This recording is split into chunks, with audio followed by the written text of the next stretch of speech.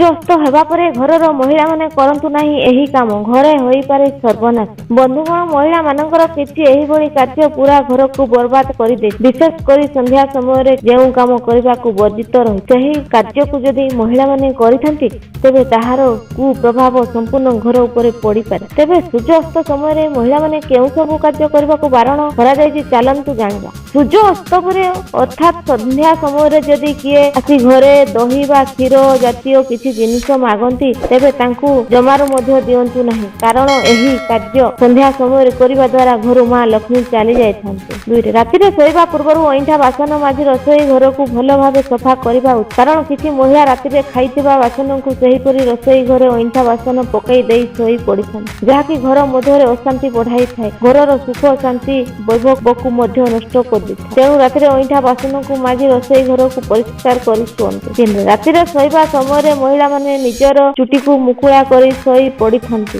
जहा द्वारा घर को नेगेटिव एनर्जी रो प्रभाव पडिथा। हेले एपरि बिल्कुल भी करंतु नाही राति रे चुटी को बांधी की सोइबा उचित। सप्ताह को मात्र गोटे थर कौनसी बार रे मध्य राति रे सोइबा पूर्वरु एही कार्य को निहाती भावे करन। घरर कौनसी एक कोण रे एक पेपर रखी सेथिरे धळा बा कळा कौनसी भी लूण रखी दियंतु। सकाळ उठी काहा सहित किछि कथाबार्ता आगे न होई सही राति रे रहितबा लूण को नै नाळ रे फिंगी दियंतु। एही उपाय द्वारा जदि घर मध्य रे कौनसी प्रकार रे नेगेटिव परिस्थित होई थाए ताहा घर मध्यरु चली जाय थाए तेबे प्रत्येकटी घरर महिला राति समय रे एही सब कार्य उपरे निहाती भावे ध्यान रखिबा उचित जहा द्वारा घरर आर्थिक परिस्थिति भल रही घरे सुख शांति बजाय रही थाए परिवार समस्तक मध्य रे भल बुझामणा रही थाए। तेबे बंधुगण आम भिडियोटी जदि भल लागिथाए ताले सब्सक्राइब करिवे लाइक निहाती करिवे आ सांग साथी मानकु मध्य निहाती शेयर करिवे।